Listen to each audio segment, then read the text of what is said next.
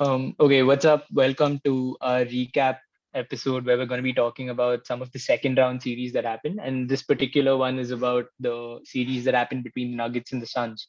So, for those of you who don't know, it was a clean sweep. The Suns took it 4-0.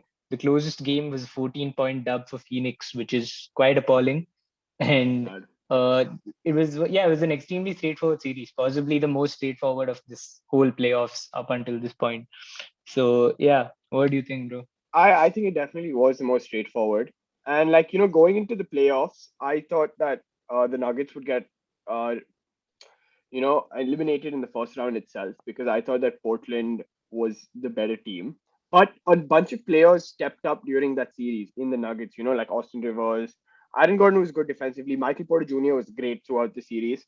But the exact opposite happened, well, during this series, okay? Because none of them stepped up. Okay, there was only Jokic carrying the burden, and well, he could only do so far. He had a historic game with a 30 point triple double with 20 rebounds. It was a historic game. But well, it was to no avail because they got belted even that game. Right. And it really Facts. showed because well, Portland wasn't the best team defensively and they could take advantage of that. Right. That's why I think these guys could get it going. Okay, but on the other hand, the Suns exposed them because their Suns are a great team defensively, and well, nobody could do anything besides Jokic. That's true, bro. I also think Nurkic would constantly foul out the in the previous series, whereas Aiton was a more like compatible matchup against Jokic. Like no one can stop the MVP of the league, obviously. So Jokic was getting his own, but at the least Aiton wasn't fouling out. He was there. He was getting his own. Like I think Aiton had a pretty good series, dude. He dropped like 15 and 11 types, and he shot No, like he dropped 60% from the 20. floor. He dropped 20 on me quite a few occasions if you go see. But Yeah, yeah, I but was really his surprised. his average was 14. Oh, Fairs, yeah, yeah. But Yeah, I was really surprised because I did not expect the Nuggets to get swept, bro. Not with the league MVP playing like the league same. MVP. Okay, I mean, but then of course, like Devin Booker, of course, what a god he's been playing like, and he has continued to play like this throughout. Okay, played like this with the Lakers. He's playing like this now. It'll be interesting to see what he plays like against the Clippers, and then Chris Paul big time stepping up, bro. Like that elimination game of his was historic with the 37 points, right? But then that was not his only good game. He had he definitely had another 20-point game. I think in game, well, Oh, he averaged 26 over the course of this series, bro. 26 and 11, I think, on assists with 1.5 steals per game. Fucking yeah, ridiculous. 62% shooting from the floor. that's incredible for a guard, bro. And you could just see the Nuggets had no answer for the Nuggets just aren't a great team on paper. Without Jamal Murray and all, with Jamal Murray, they have somebody else to share the offensive load. Okay. But without Murray, they don't. In which case Jokic is forced to do everything. On with respect to defense, they are very weak defensive. Like not very weak, but they're not compared to the other teams in the playoffs, at least in the semifinals, they were definitely the weakest team out there, bro. Okay, Agreed. maybe the Nets were better. Sorry, the Nets were as bad defensively, but I don't think that's true. At least seeing the way they played, right?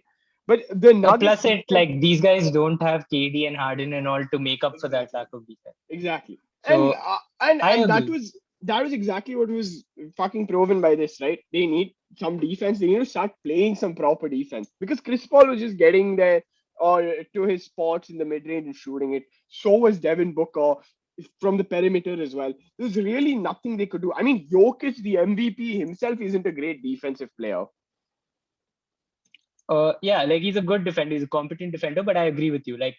Given that he's the league MVP, like obviously if you hold him to a standard of defense, he does fall below that.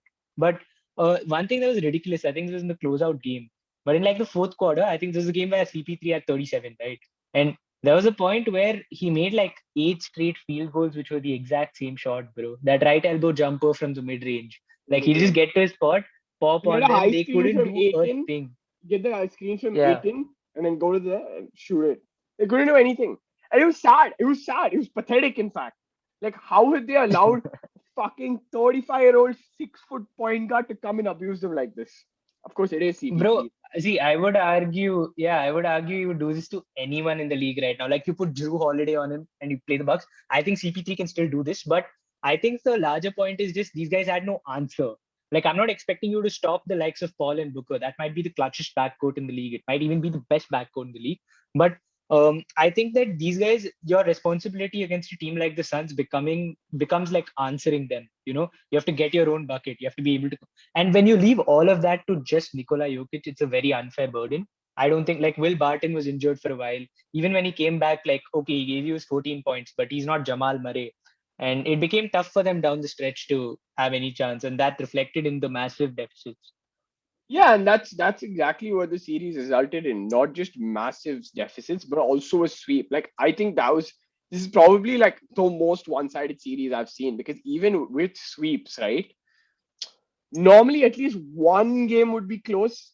Where here the closest game was 14 points, which is fuck We all. were wrong about that. I just checked. Game 4 was a 7-point game, but that's also because in garbage time, the Nuggets like made up some buckets.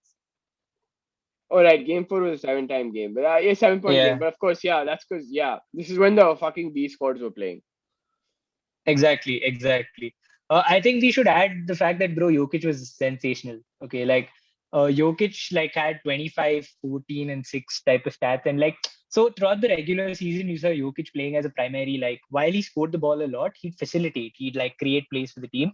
But here he sort of acknowledged that okay, my team is kind of shit. I need to step the fuck up for us to have any chance of even taking one game of the series, and he scored. He scored a shit ton. He made himself as much a score as he could, but it still wasn't enough. Like Yeah, I because the mean Suns it's is not so enough. damn good. Suns is super good. Not to mention like as good as Jokic is, he's not Kevin Durant, bro. Like the performance we saw of Kevin Durant in Game Five, he's not Kevin Facts. Durant. He can't carry that load like that, right? So yeah, I mean, I think that pretty much wraps it up. There's nothing more to be said. The Suns were better offensively, because they had multiple people who could get the bucket. They had probably one of the greatest playmakers in the game in Chris Paul, who could set up people. The Suns were better defensively. Like, and it's not just like the Suns were better defensively because the Suns are a defensive juggernaut. The Suns were also better defensively because the Nuggets were horrid defensively. And I think that pretty much led to the result that it is. Agreed, bro. I think just before we close this out, just a couple of small things we should mention. Nikola was great. Obviously, CP3 and Booker were great. Mikal Bridges does not get the credit he deserves for being a defensive beast. Like you can put that dude on the best player on the court and like trust him to take care of business. Uh, I think Monty Morris was great for the Nuggets. Like he had some really good buckets. He played well, but like it's as much as you can get out of a role player. But outside of that, I think this series was very straightforward in the way it went about, and I would love to see CP3 and the Suns make a great run for the chip. Well, okay. All right. But yeah, that's about it. Yeah, that's it, guys.